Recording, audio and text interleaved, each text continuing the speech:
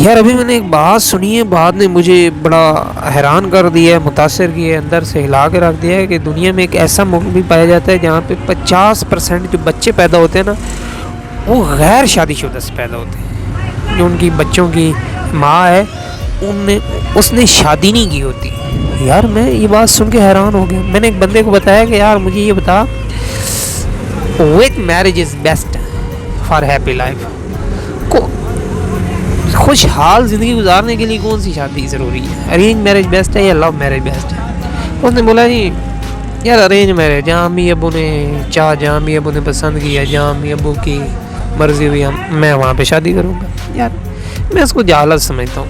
یار دیکھو، زندگی آپ کی ہے، زندگی آپ نے اس کے ساتھ گزارنی ہے۔ کوئی یہ آپ کا سفر 10 دن 12 دن 1 سال کا نہیں رہنے والا، آپ نے اس کے ساتھ پوری زندگی گزارنی ہے۔ سر بیوی کا جو رشتہ ہے نا، اللہ تعالیٰ کی ذات نے جتنا کلوز رشتہ، جتنا قریبی رشتہ، میں کہتا ہوں ایک لباس کی مانند اللہ تعالیٰ نے اس رشتے کو بنایا ہے۔ سر وہ آپ کی ہر دکھ کو، آپ کی ہر غلطی کو، آپ کی ہر کوتاہی کو، آپ کی ہر عیب کو، آپ کی غربت کو، آپ کی ہر چیز کی شریک حیات ہوگی، اس کو ہر چیز کا پتہ ہوگا۔ اتنا کلوز رشتہ اللہ تعالیٰ کی ذات نے بیوی کا بنایا، اتنا کلوز رشتہ، اتنا آپ اپنے والدین کے ساتھ نہیں کلوز ہو سکتے جتنا آپ کو بیوی کے ساتھ کلوز ہونا پڑتا۔ سو یہاں پہ میں کسی اور کی مشورہ، کسی اور کی صلاح، کسی اور کی رائے، کسی اور کے کہنے پہ شادی نہیں کر سکتا۔ میں نے اس کے ساتھ زندگی گزاری۔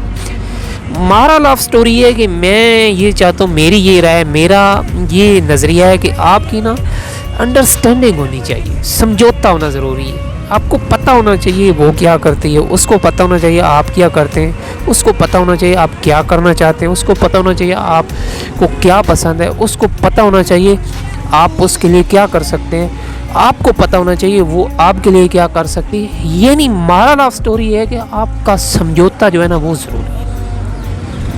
اگر آپ کا سمجھوتا نہیں ہے تو پھر فساد ہیں، پھر جھگڑے ہیں، پھر لڑائی ہیں، پھر عدالتیں ہیں، پھر یہ طلاقیں ہیں، پھر آپ اس مقام تک آ جائیں گے۔ وقت، حالات آپ کو اس مقام تک، اس ٹائم پہ لا کے کھڑا کر دے گا کہ آپ کو سمجھ نہیں آئے گی میں کروں تو کروں گی۔ سر دیکھیں، غریب بندے کے پاس ہوتا ہی ہے، ساری عمر کی جمع پوشی بندہ اکٹھی کر کے شادی کرتا ہے، کسی کے کہنے پہ کر لے، پھر ساری عمر ذلیل ہوتا پھر اولاد نہ ملے، پھر پیچھے سسیں پتہ نہیں کیا کچھ کر دیتی ہیں، اپنی بیٹیوں کو پٹیاں پڑھاتی ہیں، یہ کرتی ہیں، وہ کرتی ہیں، میڈیسن دے دی، اولاد نہ ہو۔ یہ سارے حالات میں دیکھ چکا ہوں، اپنی آنکھوں سے میں نے دیکھا۔ لوگ خودکشی کرنے پہ آمادہ ہو جاتے ہیں، لوگوں کے پاس اور کچھ ہوتا نہیں، لوگوں کو کوئی اور راستہ نظر آ ہی نہیں رہا ہوتا۔ اور جہاں تک میں نے حساب لگایا ہے، میں آپ کو بات کروں لیکن دلیل کے ساتھ کروں۔ آپ نے اصرار ضرور کرنا ہے، اپنی بات اپنے دل کی جو ہے نا وہ بتانی ضرور ہے، لیکن دلیل کے ساتھ۔ عورت کا گھر اجاڑنے میں جو 95% کردار نبھاتی ہے نا، وہ ایک ماں ہوتی ہے۔ یہ میں آپ کو حقیقت بتا رہا ہوں، یہ ہمارے معاشرے کی تلخ حقیقت ہے، یہ سچائی ہے، یہ کڑوی بات ہے لیکن ہے سچ۔ آپ کو اس بات کو ماننا پڑے گا، تسلیم کرنا پڑے گا، یہ حقیقت ہے۔ تو ہمیشہ شادی کا جو کرنے کا آپ کا فیصلہ ہوگا نا، وہ آپ نے اپنے دل سے، اپنے ضمیر سے، اپنے اندر کے انسان سے پوچھ کے کرنا ہے کہ وہ اس عائل ہے، وہ مجھے سمجھتی ہے، میں اس قابل ہوں، وہ اس قابل ہے۔ کیونکہ آج کل ہمارے معاشرے میں نا ایک اس کو رواج سمجھ لیں، رسم سمجھ لیں، ٹرینڈ سمجھ لیں، مجبوری سمجھ لیں، ہمارے معاشرے کا بنایا ہوا نظام سمجھ لیں، یہ ضروری ہو گیا۔ شادی کسی کے ساتھ اگر آپ نے کرنی ہے، آپ کی بیٹی یا آپ کی بہن ہے، آپ کے اوپر یہ لازم ہے، آپ نے 1 لاکھ روپے کی اس کو کنٹھی دینی ہے، آپ نے پنکھا دینا ہے، آپ نے اتنا سامان دینا ہے، آپ نے اتنا سارا کچھ اس کو بنا کے دینا، بنائے۔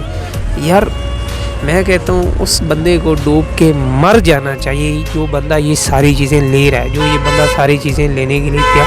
یار اگر آپ اس قابل نہیں ہیں تو آپ نہ شادی کریں۔ اگر آپ کے اندر اتنا پانی، آپ کے فائنینشلی طور پہ آپ کا اتنا سٹیٹس، آپ کا اتنا بیک گراؤنڈ، آپ کی نوکری، آپ کے پاس انکم کا ذریعہ نہیں ہے، آپ شادی نہیں کر سکتے، تو اس کی زندگی آپ کیوں خراب کر رہے ہیں؟ آپ اس قابل نہیں ہیں تو نہ کریں۔ آپ کو یہ نہیں ساری چیزیں، زر جائیداد دولت، آپ کو لینڈ کروزر، آپ کو پنکھا، آپ کو سونا، آپ کو یہ چیزیں چاہیے، آپ اس لیے اس کے ساتھ شادی کر رہے ہیں۔ یار شرم آنا چاہیے آپ کو.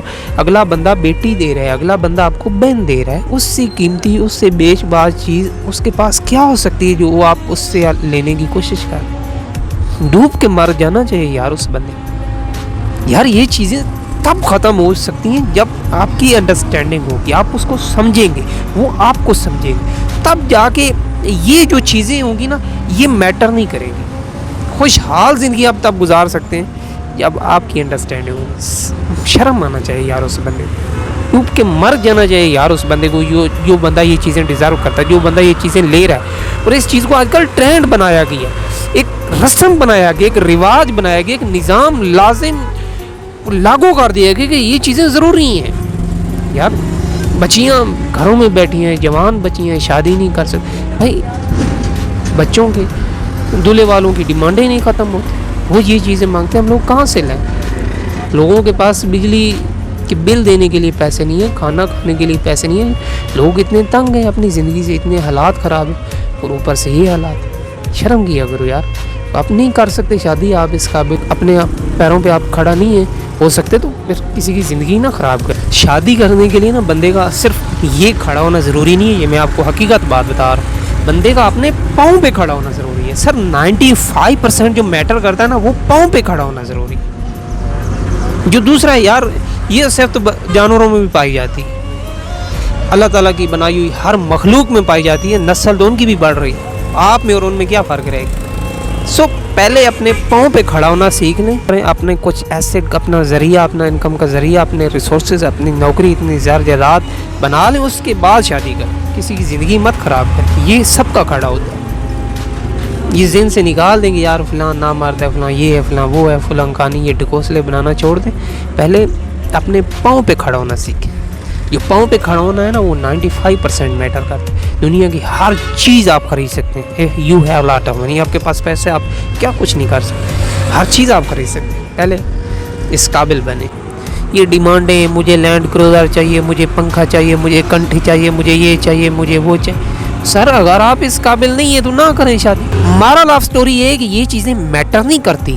تب میٹر نہیں کرتی جب سامنے والا آپ کو سمجھے, سامنے والے کو آپ کی اہمیت کا پتہ ہو, سامنے والے کو آپ کے ساتھ پیار ہو, سامنے والے کو آپ کے ساتھ محبت ہو, سامنے والا آپ کے ساتھ زندگی گزارنے کے لیے تیار ہو جائے. تب یہ چیزیں میٹر نہیں کرتی. یہ رسم رواج جو بنایا ہے نا ہماری سوسائٹی نے, ہمارے معاشرے نے, اس کو ختم کرنی. تب ختم ہو سکتا ہے جب آپ کے درمیان انڈرسٹینڈنگ ہوگی, آپ ایک دوسرے کو سمجھیں گے, آپ کے درمیان پیار محبت ہوگا, تب یہ چیزیں جا کے ختم ہو سکتی ہیں. میں تو نہیں ارینج میرج کو تسلیم کرتا, میں تو اپنی شادی اپنی مرضی سے کروں گا. وہاں پہ کروں گا جہاں پہ میرا دل مطمئن ہو, جہاں پہ مجھے سمجھ آئے گی کہ ریالٹی میں وہ مجھے چاہتی ہے, وہ مجھے سمجھتی ہے, وہ میری قدر کرتی ہے, وہ میرے لفظوں کی قدر کرتی ہے, وہ مجھے سمجھتی ہے, وہ جانتی ہے میں کتنے پانی میں, وہ جانتی ہے میں اس کے لیے کیا کر سکتا ہوں. تب جا کے میں شادی کروں. اور میں یہ آپ کو دعوے کے ساتھ کہہ سکتا ہوں, اگر دنیا کامیاب ہے, پوری دنیا میں کوئی بندہ بھی کامیاب ہے, کوئی معاشرہ ترقی کر رہا ہے, اکانومی کے لحاظ سے, فائنینشلی لحاظ سے, ہر طرح کے لحاظ سے اگر وہ کامیاب ہیں, تو میرے ذہن میں نا جو یہ لو میرج والا یا ارینج میرج والا, یہ تو چلو دور کی باتیں, جو انڈرسٹینڈنگ ہے نا یہ بہت ضروری ہے. یہ ہوگی ان کے معاشرے میں تو تب وہ کامیاب ہوں. یہ سر 95% میٹر کرتا ہے. کسی بزرگ نے مجھ سے سوال پوچھا تھا کہ بچے مجھے یہ بتاؤ گورا کامیاب کیوں ہے, ایسی کون سی وجہ ہے جس کی وجہ سے وہ کامیاب ہے. میں نے اس کو بڑے دلائل دیے, جی وہ سپر پاور ہے ان کے پاس ہے, ان کا ایپل ہے, جی اسٹنگ انہوں نے بنائی, جی KFC, یہ وہ آگے پیچھے, وہ وقت پر اٹھتے ہیں, وقت پر اپنا کام کرتے ہیں.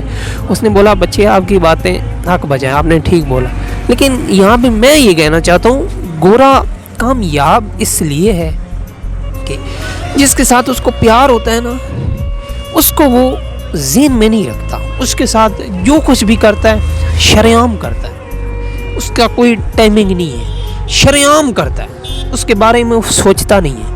اور جو وہ کام کار ہوتا ہے, جس کے ذریعے وہ روزی روٹی کمار ہوتا ہے, جس کے ذریعے اس کا رزق لگا ہوتا ہے, اس کو وہ نیک نیتی سے کرتا ہے, اس کام کو وہ حق حلال سے کرتا ہے, اس کو ذہن میں رکھتا ہے کام کو. اور جو وہ چیز ہے نا آپ کو سمجھ آ رہی ہوگی, اس کو اس پہ رکھتا ہے.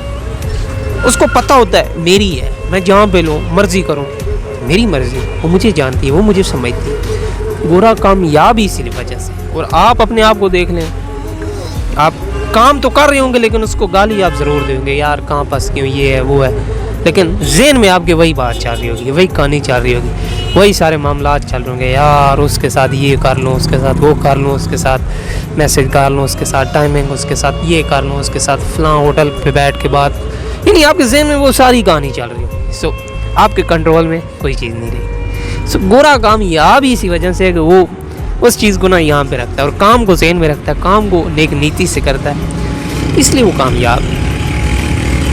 سو میں ہمیشہ انڈرسٹینڈنگ کو, سمجھوتے کو ترجیح دیتا ہوں. اگر ہیپی لائف آپ نے گزارنی ہے, کسی کے ساتھ خوشگوار زندگی گزارنی ہے نا لانگ لائف کے لیے, سو پھر آپ کو سمجھوتے والی زندگی گزارنا, پھر آپ کو ارینج میرج نہیں لو میرج, اور وہ بھی اپنے دل سے پوچھ کے, اپنے ذہن سے پوچھ کے, اپنے اندر کے انسان سے پوچھ کے, اس کو سمجھ کے, اس کی نظریہ, اس کی سوچ پڑھ کے, اب اس کے ساتھ جتنا ہو سکے ٹائم گزارو. ٹائم ایک ایسی چیز ہے, آپ جس کے ساتھ جتنا گزارتے ہیں اس کی اتنی اچھائیاں, اس کی اتنی کوتاہیاں, اتنی اس کی اچھی صفات, اتنی اس کی بری صفات, اس کی ہر چیز آپ کے سامنے کھول کے آ جاتی ہے, بیکاز آپ اس کے ساتھ وقت گزار رہے ہیں. وقت ایک ایسی چیز ہے, ہر چیز آپ کے سامنے کھول کے رکھ دیتا ہے.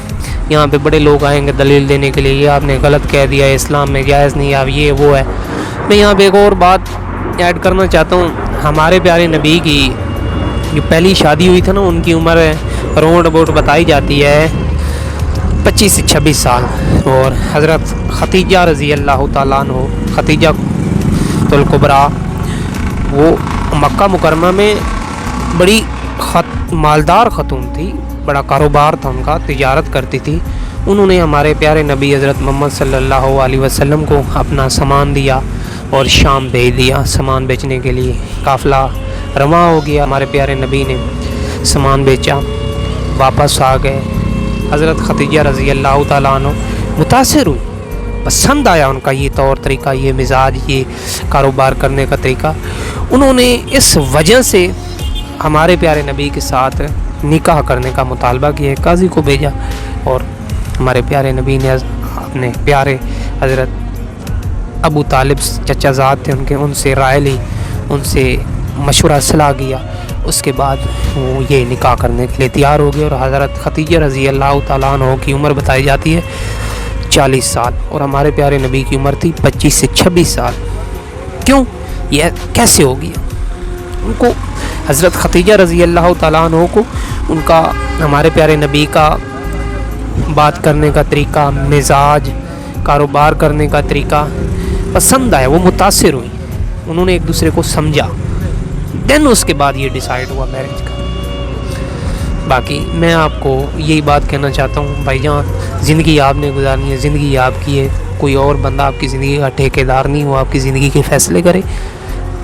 سوچ سمجھ کے, اپنے دل سے پوچھ کے, اس کے دل سے پوچھ کے, اس کو سمجھ کے, آپ کی انڈرسٹینڈنگ ہونی چاہیے, آپ کے درمیان سمجھوتا ہونا چاہیے. باقی بھائی کی بات اچھی لگی ہو تو آپ نے جو رہا ہے وہ ضرور دینا. اتنے کے لیے ملتے ہیں نیکسٹ ویڈیوز میں. خدا حافظ.